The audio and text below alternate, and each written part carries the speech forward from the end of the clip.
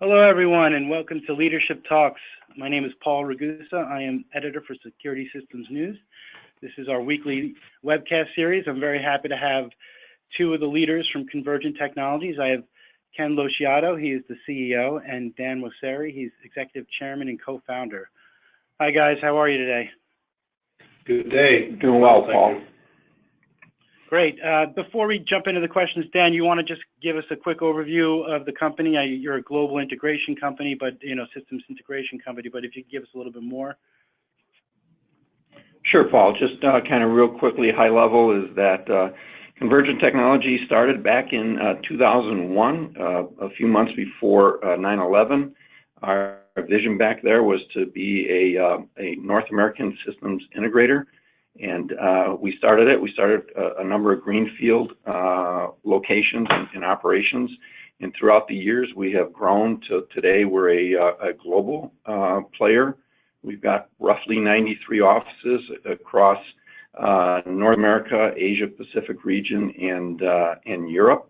Our whole focus has to come at this from a service perspective. So we put a lot of focus on developing our service capabilities and being able to raise the awareness of service within the industry. We've been very fortunate at Convergint. We have a very unique culture, and we've been fortunate to attract some excellent leaders and excellent colleagues throughout the industry as well. So it's been a nice ride for 17 years, and today the company is going extremely well. Okay, good. Yeah, we'll get into some of those topics like company culture. But before we do that, Ken, I'll start with you.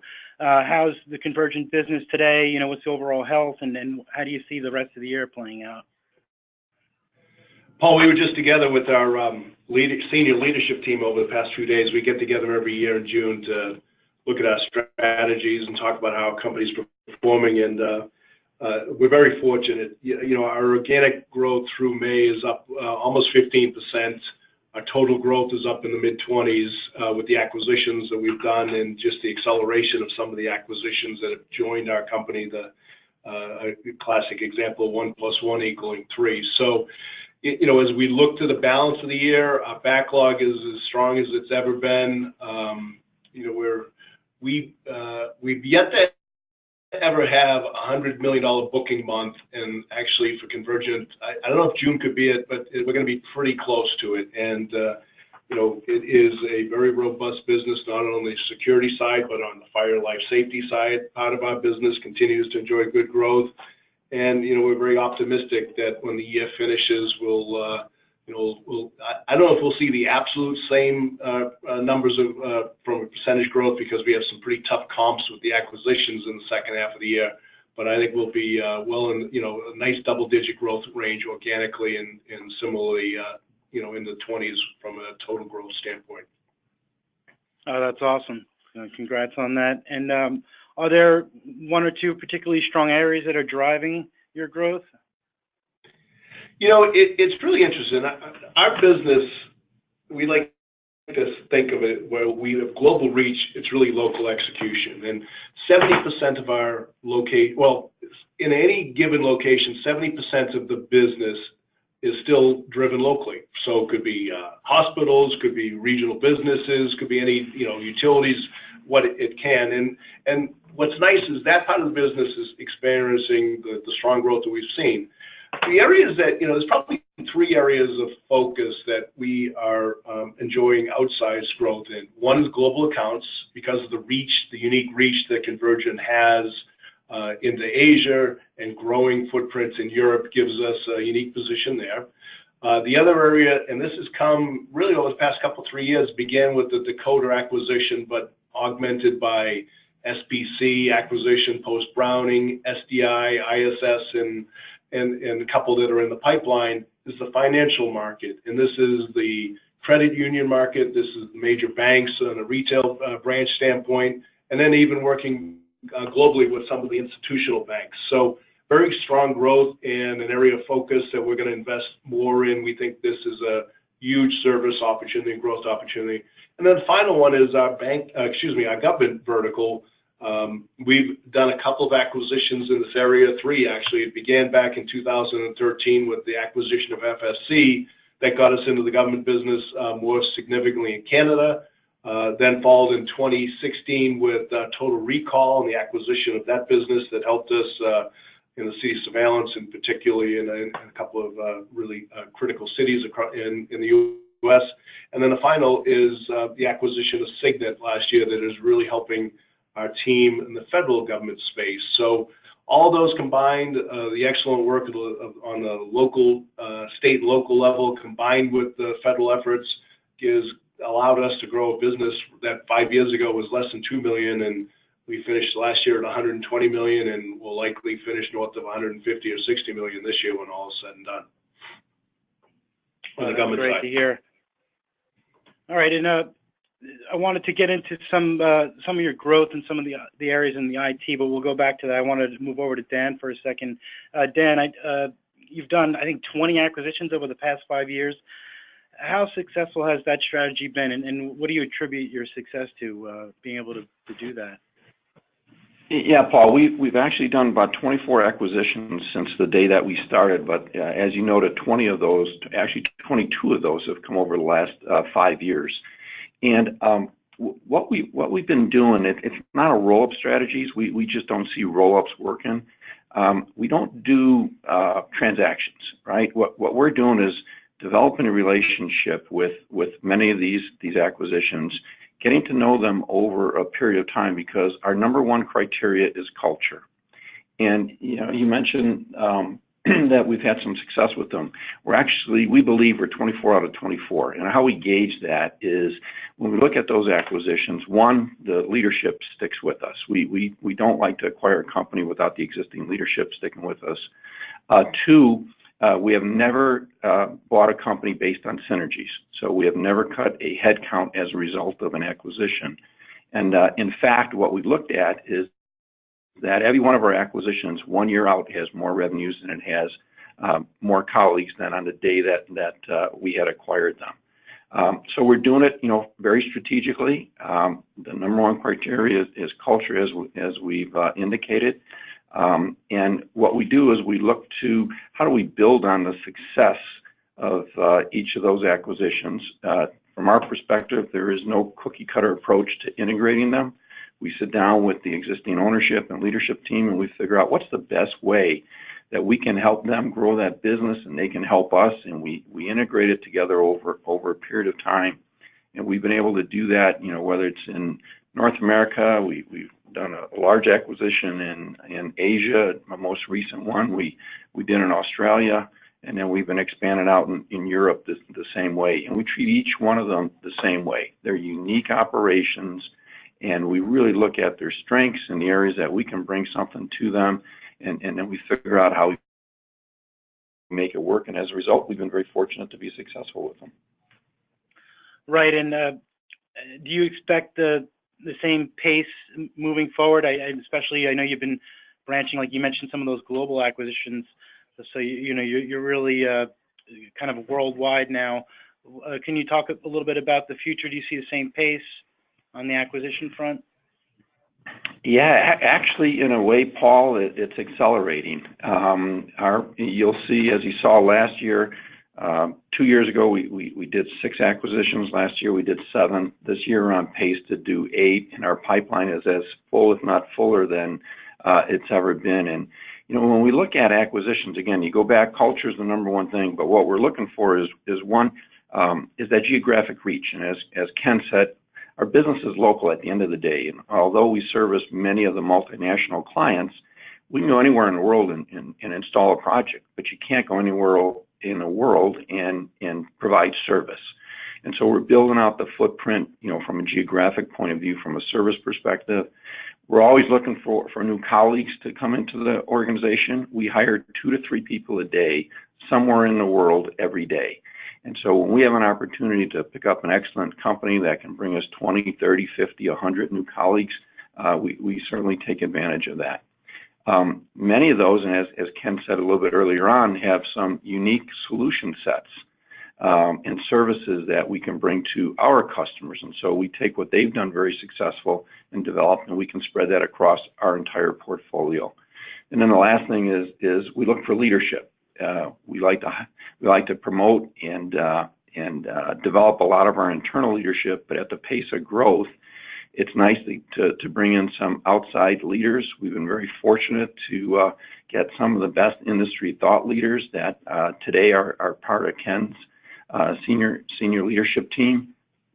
And so as a result of that, we've been very fortunate to track some really outstanding companies, and our pipeline today going forward is as full as it's ever been, and we expect it'll continue to accelerate as well.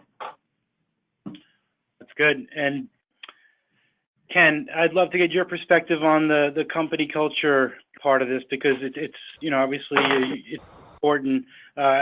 What's so unique about your company culture, and how do you keep it centered as you grow so quickly? What's unique is how front and center it is in everything that we do. It's been that way essentially since June 18th of 2001. It's core to who we are, taking care of our customers, our colleagues, and the communities we live in, and then a set of 10 values and beliefs that were penned back actually even before Convergint began, and by Dan and Greg, and they've lived them, right? They've lived them in everything we do, and how we treat people and the customers that we work with. And we not only live it, but we talk about it. We literally, I mentioned earlier on the call that we just had a leaders meeting here, the senior leadership team. We spent half a day just talking about culture and how aligned our culture is with our strategy. Dan and I, it's impossible for us now to interview every new sales rep, but our senior leadership team interviews every new sales rep to one degree or another. And as much as the senior leadership team is looking to talk to them about the technical abilities to sell, it's understanding the culture and how they would fit within the culture, because we all know that not everyone fits in and succeeds in every company and every culture that's out there. So we spend a lot of time on that. Every year we bring our account executives and our operations leadership together. This year was 585 people together in Las Vegas for a couple of days. A huge portion of that was talking about the culture, the importance of it, what it means, what we're trying to achieve. And, so it really, we permeate it across everything we do. It's not just something that when you walk into a building, you look to your left and it's on the wall, and, maybe a guest reads it, but that's not what we are. It's everything we do. We come back to the culture and try to put it in the lens of how decisions will be made, how hires are going to be made, how acquisitions, as Dan mentioned, we won't do an acquisition that doesn't fit culturally. It doesn't matter how profitable or unique they are. They've got to be able to come in and have that service focus. And, when you look at the values and beliefs, the 5 I's and 5 We's, they're really just simple things that, they're not unique to Convergint. Any company or any organization could take them and use them, because they're just how you'd want to lead a good life. And when you do those things, and then you follow up on it, and you talk about it, and you reinforce it through all the different activities we do, it creates a sustaining culture, and one that people want to be part of. As Dan mentioned, one that companies want to be acquired by, one that product partners want to partner with. And, it works. And I don't know what's, it's a bit shocking to me that maybe other companies haven't done more of this. Maybe some of the great companies over time have, but we're just very fortunate to have had this culture established and maintained. Yeah, and Ken, when you have the type of meeting that you were just mentioning, leadership meeting, do you kind of look, 5-10 years out, and what type of growth you want to achieve in that span? Is that something you discuss? So we do, and every 4 to 5 years, Convergint has had a goal that's been established. When Dan and Greg penned the first business plan, that was back in 2000. They thought by 2005 or 6 they could get to, I think it was 100 million then or so. They got to, I think it was $85 million, and they had a goal then by 2009 to double the company again to put temp at, because back in 2005, 2006, they were a break-even business. They wanted to become a profitable business, putting 10% to the bottom line, and double it. And they achieved that. They more than achieved it. They're actually able to grow the business to about 160, $70 million. They subsequently had another goal that was established. Hey, let's have a Vision 360. And, how do we take this 160 odd million dollars, $180 million and double it again? We not only achieved that, we actually did it and we shattered it. We were north of $400 million by the time that goal was done. And honestly, I joined the company right as that was being completed, and we put a new goal in place, Vision X2. How could we grow to $720 million by 2018? And we're very fortunate with the focus on service and the growth we've enjoyed.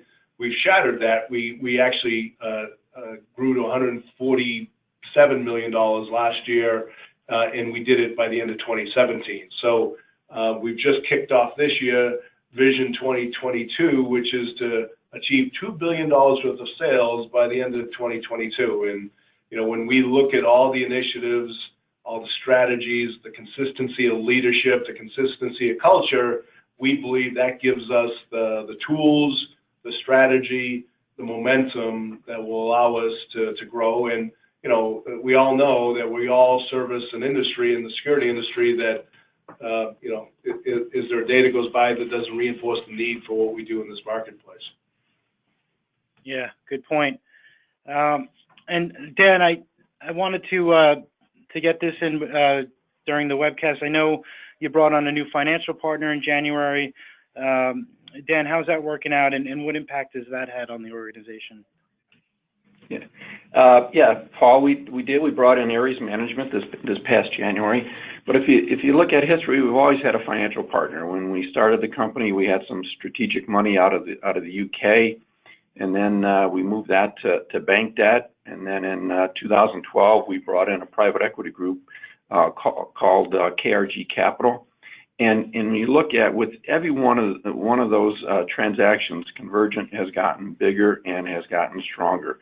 And what's very cool about it, particularly in the last two, between KRG and now Ares Management, is the same thing as we do with acquisitions. We like to spend a lot of time. We like to learn about the organization. We like to learn about the culture. And again, we find companies that culturally are similar to ours. They got a focus on colleagues, and they have a focus on service. And this round, as we went through that same thing, looking for the next larger, equity group, because KRG was phenomenal, and they helped us expand this company into a global service organization. And today, we continue to expand globally, and we're looking for somebody who had a larger global reach. And Ares Management certainly does that. They're in all facets of the globe, and they can help us, and they bring some interesting contacts and some leadership and some challenges.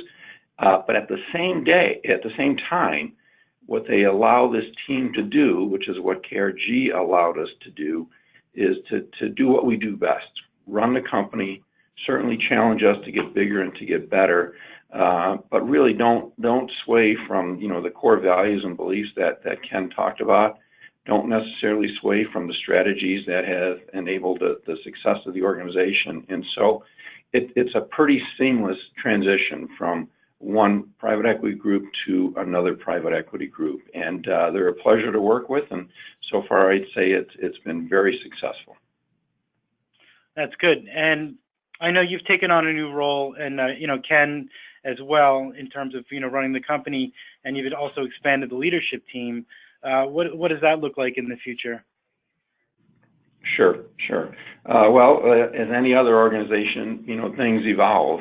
And when we did the last transaction in 2012, my original partner, Greg, who is still board, by the way, moved on the nonprofit. As we continue to expand here, we brought Ken in to replace Greg. And Ken came in as the president, but really to take on the CEO role going later on. And so a few years ago we did that, and Ken's been an outstanding addition to the organization. It frees me up to continue my board position, continue working and supporting Ken and the team. I get the opportunity to focus with the team on acquisitions, which is a really fun part of the job as well.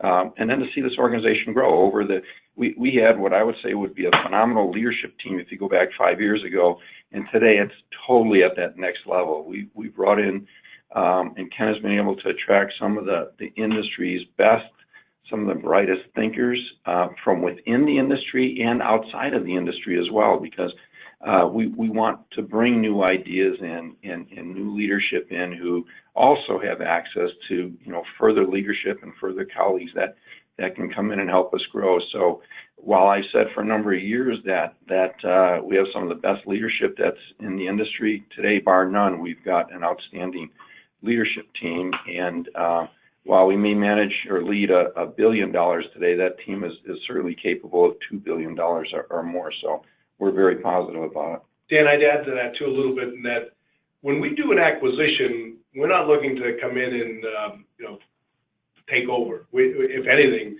we're looking to add to our leadership team, and we're thrilled that the vast majority of the acquisitions, the leadership team and the founder are still with our companies, playing key roles in critical roles. You got Eric Unag, for example, is head of strategy in our IT organization.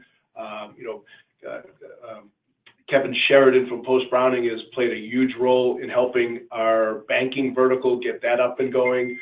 Bill Keller from